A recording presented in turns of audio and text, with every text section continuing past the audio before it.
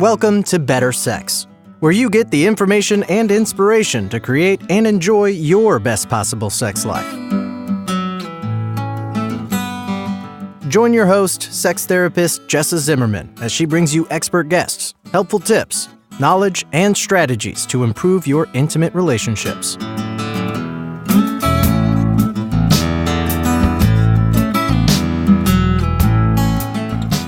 And now, your host, Jessa Zimmerman.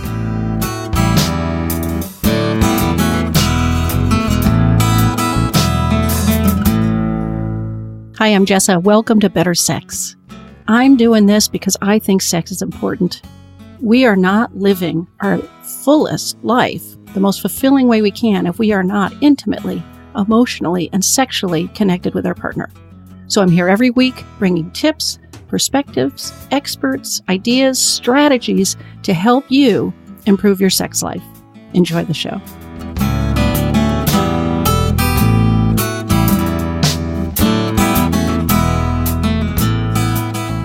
This is a great topic today. This comes up in my practice a lot, and it's kind of ancillary to sex therapy, and yet in some ways it is so fundamental. The topic today is body image, specifically negative body image, and how much that impacts our daily life in all kinds of ways. And of course it impacts sex, right? I hear this from clients. People avoid sex. They avoid being naked. They want the lights off. They don't want to be seen in the shower. Certainly in the middle of sex, they're worried and wondering, am I jiggling? Or maybe I don't look that good from here. Or, what's he or she thinking? Stuff really gets in the way. And it's really difficult to shift this. We could spend an awful lot of energy trying to lose weight or tone up or change our shape or our nose or our boobs or whatever it is. But it's, ultimately it's got to come down to an acceptance of who we are and an ability to just be in the moment with ourselves, with our partner, with our sexual encounter, right? So my guest today is Jenny Berk, and she offers men and women both the chance to experience body love, pleasure with food again, greater self-esteem, and acceptance of self. So she focuses her work on healing our fraught relationship with our bodies and tuning into our intrinsic wisdom to learn how to nourish ourselves naturally and joyfully and totally come to a place of acceptance and peace with ourselves instead of what she describes as the stress response we're living in when we don't feel good about ourselves. She's the author of the best-selling book, The Body Image Blueprint. I'll definitely put a link to that in the show notes. And she does coaching, of individual clients in this work too. So I'm delighted to have her. We had a great conversation. I hope you enjoy it.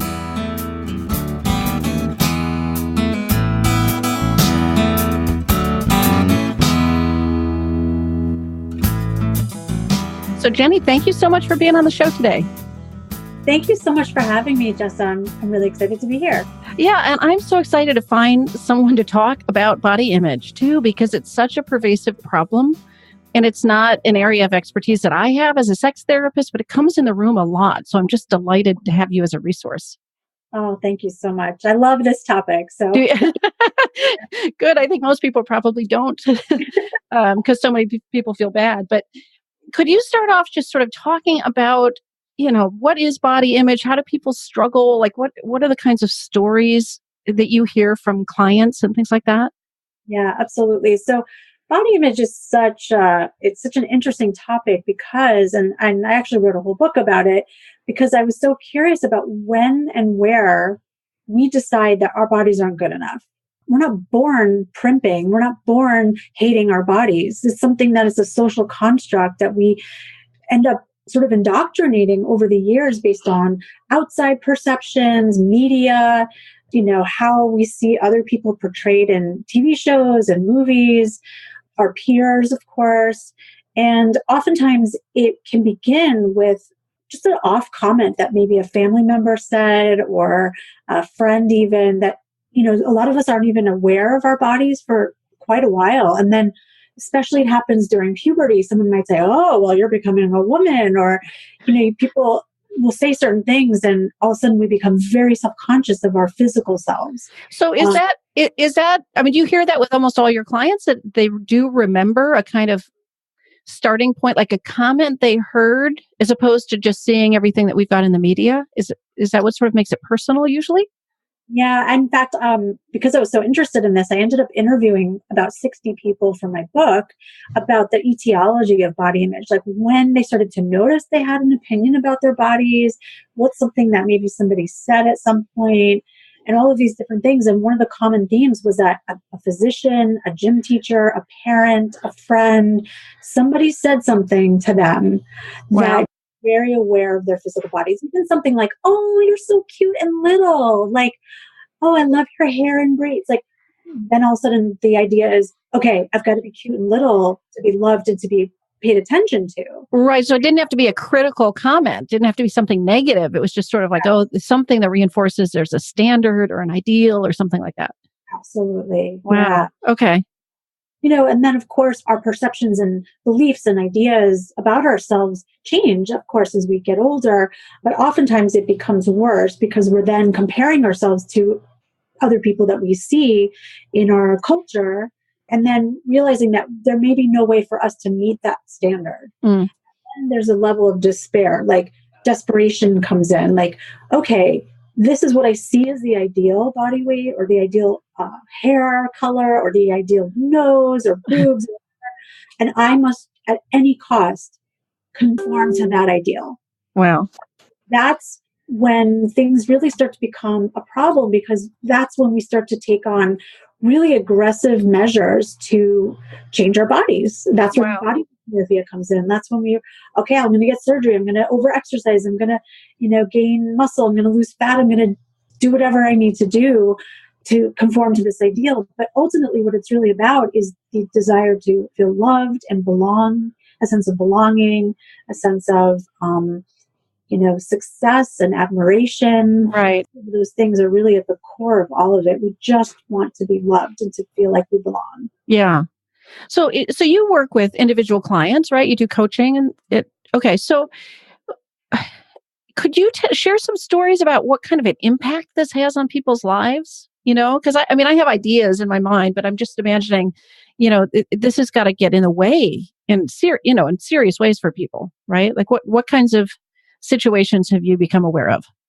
Yeah, so there's so many. I mean, a lot, there's a whole big topic, of course, that we could get into, but where there's some sort of trauma. So physical trauma, sexual trauma, which has people fearful of trusting their bodies Yeah. because Yeah. fearful of it being violated. And, if a lot of times, especially in my field where I'm working with people who have a disordered relationship with food or with their bodies, oftentimes the way of dealing with that trauma is to gain weight so that they feel protective of their body. Nobody will pay attention to them and nobody will violate them and nobody will hurt them. So that's a whole other realm. But what I have found, and I do see that a lot in my work, where there is Yeah. trauma. But what I also see is like really interesting ways that people sort of try to morph their bodies into a way that they feel that they deem as more socially acceptable. So when I wrote my book and I did all these interviews, I said, like, what's the most aggressive thing you've ever done to change your body? Okay. And people were saying, like, well, I've got surgery. I used to stuff my bra. I got a nose job. All different kinds of things. If you look at throughout history, there's many different beauty ideals, many different beauty ideals. Like, yeah. in the Renaissance age, like, I'd be golden, like, we tend to cling to this one type Right. that, whether it's Twiggy in the 60s or like the J-Lo booty or whatever it is. And we grow attached to that ideal. And then it sets us on this course of never feeling enough. And Right. what people find is that they will take all these measures to change their bodies. And it's not just with weight or size, like as I've said, Right. but they find that they're still not happy. So that's when the despair starts to come in, because they're realizing this actually has nothing to do with my body and has everything to do with faulty thinking. Yeah. And so forth. So it affects all areas of their lives. Yeah, and I'm thinking about how much it would affect one's confidence. I mean, it's obviously I've struggled with this like anybody else in our culture to some degree. And, when you don't feel confident and comfortable, I'm imagining that people aren't getting out, or they don't go for a job promotion, or they aren't out dating, or, they're missing I just picture somebody staying home and missing a lot of opportunities, right? That this would not only might they be trying to make changes in extreme ways, but they're also resigned from life in a little bit in some way, right? And that's exactly what I was going to say, is that it affects, if you have the foundational belief that you are not attractive, that you are not going to be desired, that you're not going to be admired for your beauty, that you're not good enough, like it affects every area of your life. Like absolutely going for the job interview, socializing, dating, putting yourself out there in any way. There's a big idea that like, I don't want to take up space publicly. Right. I'm not allowed to take up space because my body isn't good enough to take up, you know what I mean? And to be noticed. So it affects all areas of people's lives for sure. All right. So this is a good segue then, because, it's the podcast is about sex. And of course, body image has so much to do with that, right? So how does one's body image affect their sexuality? What kind of stories have you heard? And, what insight can you share on that? Oh, there's so many. They're so intertwined, because if you don't believe that if you make your body wrong all the time, you are actually putting your body in a stress response. And if you're in a stress response, guess what? You're never going to be horny. You're never going to have, because nothing good can grow from stress unless, of course, you're in a dire situation and you need to run and get away from a crisis. But in our everyday lives, we have this low level stress response, this toxic stress that we're living with all the time. And a lot of it has to do with our own negative self-talk and our own beliefs about how we look and what our purpose is, right? So that's one aspect of it that it affects, because if you don't feel that your body is good enough, you certainly don't want to expose it to anybody else. You certainly don't want to even allow it to feel good in any way, especially people who oftentimes disordered eating and negative body image go hand in hand. And we're not eating in a way that is empowering and intuitive, and you're counting every calorie and you're worried all the time, that's going to affect your sex life too. Because again, you're almost like restrictive. You're not in this expansive, open, curious place. You're in this place of control and restrict and denying yourself of pleasure. Like if you deny yourself pleasure with food, you're not going to allow yourself pleasure with sex. You're not going to marvel in what your body's capable of feeling, because you're too mired in this stress response, which can really affect everything, your libido, and it can affect your ability to achieve orgasm, even all different kinds of things. But not only that, especially with a partner, it can be incredibly vulnerable to be naked, to be exposed. And even I heard with some of my clients, like people who've been married for years do not want to be seen naked with a light on in front of, because seated. What if my spouse noticed I gained weight? What if they're not attracted to me anymore? What if this? What if that? And it can just shut down the whole sexual response. Prevent you from enjoying your body in that way, from expressing yourself sexually, from being confident sexually and embodied in your skin. Right. And I'm thinking that, I have people describe to me, I mean, if you're worrying about things in the middle of sex, whether it's your body or anything else, of course, you're not present, you're not fully in your experience, you're not having the pleasure you could have. And I had a guest recently, I think her podcast actually comes out this week. And she said, you can't have an orgasm if you're sucking in your stomach. And I just thought this all goes together, right? That stress response and that self-consciousness totally gets in the way of pleasure, right? And probably gets in the way of, I know people have told me they avoid sex out of this negative body image, right? They feel bad and they don't want to expose, so they go kind of out of their way to not be sexual. Absolutely. It's heartbreaking. It is really heartbreaking, because interestingly, kind of healing my own body image actually enhanced my sex life tremendously. My husband, and just being able to feel confident and embodied and let go of shame and morality around pleasure and around what the purpose of my body is for was because I was able to relax and to release in that way, it showed up in my sex life too. And I don't know if it was because I'm in my 40s now or because I've healed my relationship with my body, but it just gets better and better. So, I mean, I don't want any woman or man or anybody to deny themselves of those kinds of experiences, but just Yeah. because they grow up thinking they have to hate their body. And I love that you just said man too, because it's not just women who suffer from this, right? Right. Yeah. I mean, men have, of course, like penis size, and they're supposed to be big, and they're supposed to have muscles, and they're supposed to be this tall. And if you're not that tall, oh my gosh, I get so many men in my practice as well. Yeah. Unfortunately, it's not talked about as much. They don't have as many avenues and resources to get help. The women have a lot more resources, and they're Right. much more open and willing to talk about those issues. Right. Well, So could you say just a little bit more about, the correlation between embodiment and amazing sex? And, I don't know if this ties into how much you want to tie into your personal story with this, but yeah. So, I mean, what I will say is when you can embrace pleasure as part of the human experience and to fully embrace it, because there's a lot of morality around pleasure, whether it's a religious doctrines or if it's trauma, again, there's a lot of fear and shame around experiencing pleasure. There's a lot of guilt. There's a lot of like worry, what does it mean for me to be experiencing pleasure?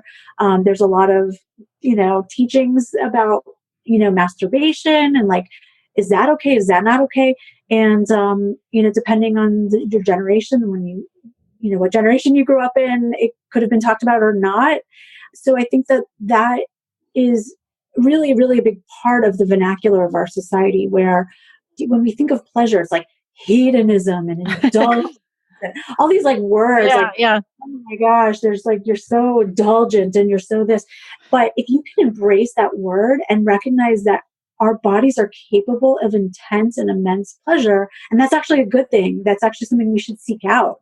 Because as human beings, we are designed to seek pleasure and avoid pain, right? hmm But if we slap on morality to it and all the shame, then our natural desires get hindered and they get shrouded, and we start to like not embody it anymore at all. So that's number one.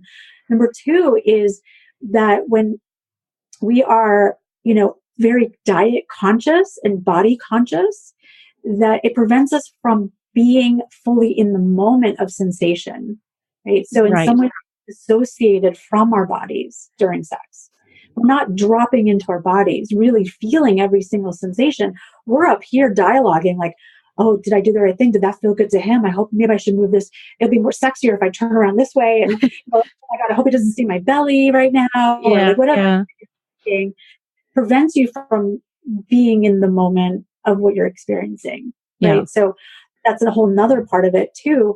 And lastly, I just feel like there's a lot of belief systems around modesty and like how much we should expose our bodies, not expose our bodies, who we should have sex with. Like it has to be with a trusting, long-term, loving partner, one night stand, like there's a lot of confusion and a lot of like fear around being intimate with somebody in a physical way. So I think like if we're not feeling good in our own bodies, how can we possibly share our bodies in this really intimate, vulnerable way with another person? Yeah. I think all of those reasons combined really prevent people from having really good sex life, So what I often tell people when they're experiencing this is, and we may be getting into this anyway, but like really allowing yourself to drop into your body. And I would start with sensuality. So even taking sexuality off the table and really focusing first on the experience of your sensations and touch in particular, and really learning how to trust the sensations that your body gives you, good or bad. So And how would somebody do that? Like what's, do you have specific exercises or tips for that? yeah, I really, really recommend a body scan, and you can do that in the morning or in the evening. And essentially it's a lot of mindfulness techniques essentially, but where you're doing a scan, you kind of go through each part of your body. You're recognizing, how does this body part feel right now? And without judgment. So it's like you can notice the thought bubbles that come up, like as you're kind of scanning each part of your body. and then gently releasing them and coming back to the experience of what your body feels like, both from a sensation perspective, like a touch, and also internal, a place where you're feeling discomfort. Sometimes we're so dissociated from our bodies that we're not even aware of pain. When maybe we're having vaginal pain and we're not even addressing it. Maybe there's like you have neck pain and it's preventing you from getting comfortable during sex, and you're not addressing that. So like a lot of what this has to do with is just literally agreeing to be in your body. Think about that for a minute. Like so much of us so riddled with shame and self-doubt and worry about the experience of being in our bodies that we just check out. And it's safer to be up here. It's kind of, we're trying to escape our body the whole time. Yeah. Potentially, right? Okay, so it's a permission or a relaxing into your body. Yeah, it's like I agree to be in this body, even when it doesn't look the way I want it to look, even when it's sick, even when it doesn't feel good. Like this is my vessel. I'm agreeing to sit firmly here in the space. Because once you agree to do that, and you don't have to love your body to accept it. Honestly, like love, it takes a long time to love something. And I never tell people like, you have to love your body. No, you have to trust it. You have to respect it, and you have to communicate with it. Those are your three things that are trust necessary. it, respect it, and communicate with it. Because those are the precursors to love in the first place. If you think about every love relationship you've ever had, should be a great deal of trust, respect, and communication, right? And so those are the building blocks of love. And when you can agree to be in your body, respect it, honor it, communicate with it, and most of all, trust it, then you can learn to love it. And then you can learn to like remove and release some of the anxiety and some of the fear around making our bodies wrong.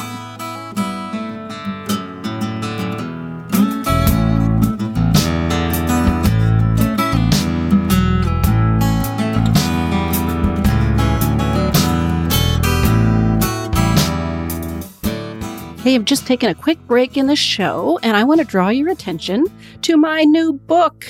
It's called Sex Without Stress, a couple's guide to overcoming disappointment, avoidance, and pressure. This is a total how-to book. Describes the problems that get people stuck avoiding sex because it's become difficult and stressful and fraught even.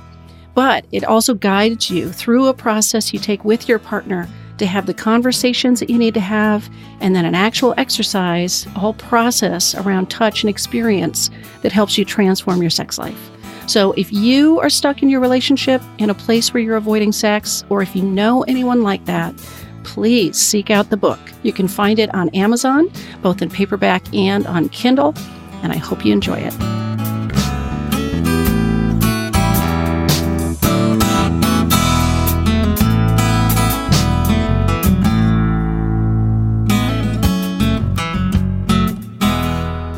Yeah, really powerful ideas. And I'm just thinking, when you say we need to be able to trust our body, okay, so I'm a sex therapist in practice, and I see people who maybe are struggling with some sort of sexual dysfunction, and they feel a lot of distrust, like they don't trust their body. It's like my penis lets me down every other time I have sex, right? Like it doesn't feel like something that's reliable. So just sexually, I'm talking about like that. It seems like a leap sometimes for people to trust their body if it isn't working the way they expect it to. And that's the operative word is letting go of expectations and leaning into what is. Because I often talk about food trust. I talk about trusting your ability to nourish yourself and to listen to food cues, like hunger cues and whatnot. And a lot of it's true with sexuality too, that oftentimes we're so focused on the end goal of what should be, the expectation of an orgasm, expectation that we're missing out on all the stuff that's the precursor to those things in the first place. Because if we are to relax and we're to get out of a stress response and into a relaxation parasympathetic response, that's going to be the precursor to even an ability to get an erection, for instance. Like I'm not a therapist, but I'm sure a lot of it has to do with anxiety. Yes, absolutely. And expectations. Yes. Yeah. So like that's my whole thing is like, can we remove the end of the story and just focus on what's happening right now and trust Right. that? Because that is true. Whatever is happening, this feels good. This doesn't feel good. You can trust that. That's Yeah. information in your body. Like, if my armpit was an erogenous zone, nobody's going to make me wrong by saying, Right. Right. no, that's an erogenous zone. It's not, but you know what I'm saying? Like, like that's what you have to trust. Like, okay, this feels really good. You trust that. Yeah. You have to discover what is, right? Yeah. And let your agree to be there. Yeah, exactly. Okay. And not rush it, not be on a timeline, but just experiencing sensation from the most pristine place you can, which is in the moment. All right. So I don't know if you have a progression of steps. Like I'm imagining a listener who's struggling with their own negative body image, or maybe their partner is struggling with this. So let's say they do some body scans and some real mindfulness, and they're trying to agree to just be in their body. What are some other things they should be doing to really accept and make peace with themselves? So there's a lot of different things. I have clients do mirror work where I have them, they first can start with their clothes on in 5 minutes. And you're just literally looking in the mirror and you're noticing all the negative self-talk. You're just noticing it. Oh, my arms are flabby. Oh, my belly's so big. You're noticing that thought, casting it aside, noticing it, casting aside, not judging it, not making it right, wrong, or anything. And then over time, you can get to a point where you're doing it with less and less clothes on. And then finally, you're looking at your full naked form and you're just having a relationship with your reflection in the mirror. And that's it. Noticing without judgment or expectations or thoughts what is.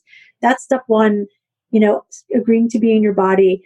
Embodiment techniques, the body scans, you can do that daily. Right. Start to notice, where do things feel uncomfortable? Where do things feel pleasurable? Because if you don't know that, then you can't jump 5 steps ahead. Yeah. What the lay of the land is first. And then the other thing I would say is, in terms of embodiment techniques, is to really play around with your 5 senses, because those are going to be your lens into how you experience sensation, right? So playing with like scents and music and other like feathers as opposed to other types of textures. What clothing textures feel good on you, which don't. So it's a lot about really honoring and honing in on the sensations that our bodies are capable of experiencing, and then really focusing in on the ones and the items, the elements that make your body feel its best, including food and including scents and your environment and your clothing and those types of things too. Yeah. Okay. And it takes a while. There's no quick fix. There's no way to like circumvent. Like I wish I could be like, love your body in 10 steps. Like, right. I'm sure, it took us all a long time to get here, so it doesn't unravel. I mean, this stuff is entrenched. I was just, I've never done that kind of mirror work. And I'm imagining doing that and thinking, I'm sitting here feeling sad that all my self-talk would be negative. I would be up against mountains of that first. And that just feels sad. Like, why aren't there at least some good things in there at the same time? That's right. I know I'm not alone in this, and the idea of facing all that negative self-talk, but then I can see the gift in learning to like, wait a minute, this isn't balanced. This isn't right. None of this is even correct. Like I could see, I'm going to start doing that. Bottom line. One experiment that I did was I was at the gym. I went to the gym, and I wrote about this in my book. I went to the gym to work out and to feel good, right? And I wanted to just notice how many times I chastised myself in that gym class. In a 1-hour gym class, I said 19 negative things about myself. 19. Wow. Like, I'm not strong enough. I should be stronger by now. That person looks so much better in their leggings. I shouldn't even be here. I look so heavy. I thought I'd be thinner by now. I couldn't believe it. 19 times I was like kicking myself, berating myself, bullying myself, when I'm actually taking action to make myself healthy and to feel like, think about how ironic that is. And right, this is right. Ourselves all the time, including during sex. Yeah. Like, I'm doing that right. I should have orgasmed by now. I should have, this and that. And so it's like, whew, that's a lot. That's a big burden. Man, we would never talk to somebody we cared about like this, right? All that. All that inner voice. Can you imagine if I insulted you 18 times in an hour? like, Yes. nice having you. Bye. Right. I'm out of here. Oh, Yeah. do you have time to say just a little bit about mindful eating? And you were talking about, I think you said sort of an intuitive sense of how we nourish ourselves. I mean, that was intriguing to me. So it seems like that might be another step in this journey for people, right? Definitely. Because if you can move past food fear and into like in eating empowerment, it's really powerful. It can be very much a grounding force for you that can extend into other areas. So mindful eating is really just the process of moment to moment awareness of the eating experience. So oftentimes we're in our head or we're multitasking, we're driving and eating, we're watching the game and eating, and we're overlooking a lot of really important parts of the eating experience, including pleasure. And, there's a whole digestive phase that begins before you even take a bite of food. We overlook that and then we move right into the main thing, which is the eating and the tasting. We're chasing that high. We want more and more and more of it. That we're not even recognizing when our taste buds are done, when they're saturated. You're not going to So first of all, wait, we're skipping the food foreplay, is what you're telling me, right? We're going straight to the Yes. Oh my gosh. I see a blog post happening. yeah, exactly. We're missing the food foreplay. We're going straight for penetration, right? Yes. And then we're just done quickly. Yeah. And then we're done quickly and on to the next thing. Roll over. Yeah. Mm-hmm. Go to sleep, right? But when you can really be involved in the whole process of eating, there's a tremendous amount that you can get out of that. First and foremost, you're going to be very aware of the fullness and hunger and satiety cues. Okay. That we look if we're distracted or if we're eating really fast. Number two is that it helps the whole digestive process, because if you're allowing this cephalic phase, it's actually called the cephalic phase of digestion. It's the really important part where you're like, if you're chewing enough, you're allowing enzymes from your salivary glands to help masticate the food, to help bring it down your system in a more efficient and help actually assimilate the nutrients that you're eating. And a lot of us experience GI distress because we're like choking down a bagel. We have to get the kids to school and we're in our car and like, like, I'm starving. What did I even eat today? I don't even know. So yeah, food foreplay, really important. Showing gratitude, like really, where did this food come from? Like, I'm so lucky to have this food and to be able to have the privilege of eating. Really, there's no food scarcity in our culture here, like not my culture. Of course, there are places where there's a lot of food insecurity. Right. Poverty, where there is, isn't access to healthy, unprocessed foods.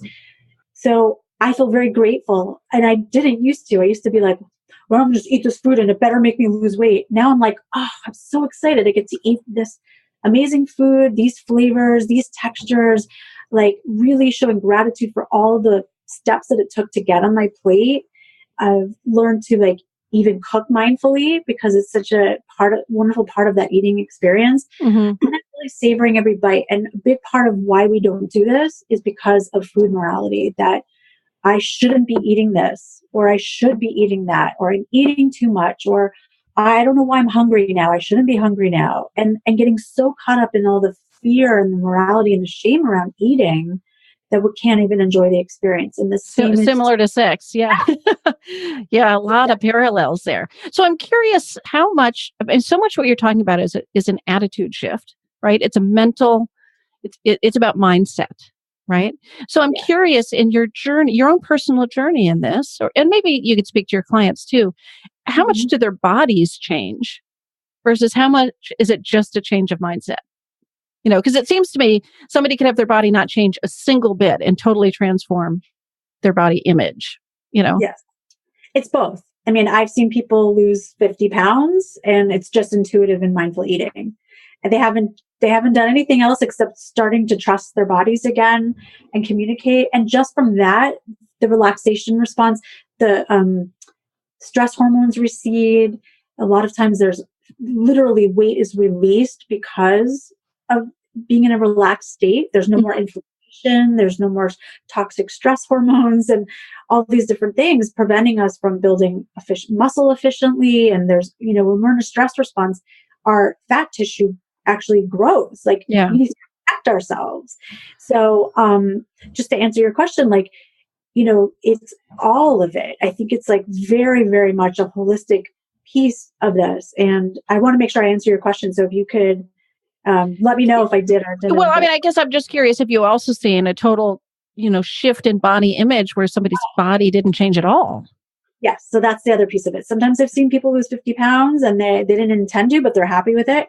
And then other people, they don't lose a single pound, but their whole lives have changed because they're not trapped in this food obsession anymore. Yeah. And they can just relax into who they are and feel comfortable in their skin and eat for nourishment and pleasure as opposed to food rules and expectations and, a means to an end. So yeah. I think that both can happen. And I never promise anything because everybody's different, Right. I think a lot of it, people always think that the end goal is weight loss. So if you can remove any sort of expectation of any kind of result whatsoever and just be focused in the process, that's what's going to be sustainable. If the process is fun and enjoyable and interesting, it doesn't matter what the end result is. Yeah. If you're only focused on fitting into those jeans, losing weight for the wedding, this and that, then everything else that you do tries to fit into that end zone. Right. But if you don't have the end zone and you can focus on, ooh, this makes me feel good. I love the way that tastes. Or like, I love moving in this way. Like I used to never do yoga because it didn't burn enough calories. And now I realize there's like 30 years of pleasure I denied myself of. Right. Because I love yoga. That's how I will love moving my body that way. Right. Do you see what I do. So it really is about agreeing to be in our body and just living in the actual moment we're in, right? What is and what feels. And that'll transform a lot. Yeah. All right. So I would love for you to speak just a little bit about your book and how people could find you. Yeah, great. Thank you so much. So the book is called The Body Image Blueprint. It's available on Amazon and Kindle.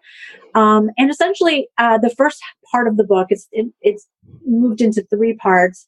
The first part is my story. It's essentially how I moved from body blame to body bliss and moved in from, a place of bullying my body all the time to this really deep well of acceptance and even love for it, and marveling in how it serves me as opposed to how it looks. Yeah. And that shift was the most important thing that I did. And I talk a lot about that in my book. The second half is all those interviews that I did with 60 people ranging from age 22 all the way to 70, men and women. Okay. That was fascinating. And then the last part is like a straight up self-help book. I have 4 body image healing realms. So one is the physical realm, one is the social realm, the nutritional realm, and the embodiment realm. And I kind of dissect different techniques that people can try, including some of the ones that we talked about today. Wonderful. Well, we'll definitely put the link to that in the show notes too. And do you have a website? Is there somewhere else people can find you if they want to know more? Yes, I do. So my website is www.JennyEdenCoaching, like garden of coaching.com. And I also have a Facebook group. It's called Wellness Warriors. And anyone listening is more than welcome to join. Wonderful. Well, thank you so much for being with me. It was a wonderful interview. Thank you so much.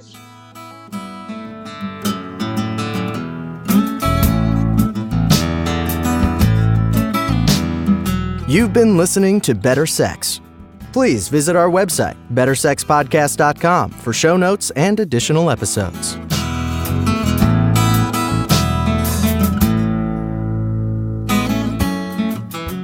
And that's a wrap for today. I really hope you enjoyed the episode. If you are enjoying the podcast, if some of this material resonates with you and you would like to make a difference and make sure that this keeps coming out in the world once a week, ongoing, there are a couple things you could do to show your appreciation. The first would be to go to iTunes and rate and review the show. That really helps us be found by new listeners when you review the show on iTunes. You can find a link at bettersexpodcast.com/iTunes. The other thing I want to invite you to consider is becoming a Patreon. For a small monthly pledge, you get some benefits. So for $2 a month, you get advance access to every single episode. For $5 a month, you get a chapter of my upcoming new book. And for $10 a month, I host quarterly get to know you and question and answer chats over the web, and you get invited to that. I would love to have your membership in that, become part of the Better Sex family. You can find a link at bettersexpodcast.com/Patreon, which is Patreon. Again, thanks for listening. I'm glad you're here. Feel free to comment, ask questions, get in touch. I'd love to hear from listeners. Thanks.